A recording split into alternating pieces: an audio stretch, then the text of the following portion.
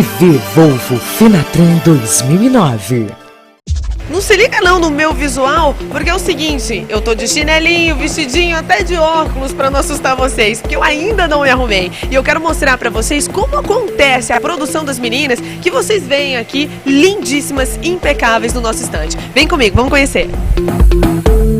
E esse aqui é o camarim das meninas, é onde elas se arrumam, onde elas ficam impecáveis para aparecerem sempre belíssimas, maquiadas, cabelos arrumados, porque a Volvo também contrata profissionais que vêm aqui no próprio estande maquiar as meninas, arrumar o cabelo. Como é que é teu nome? Meu nome é Cleifer.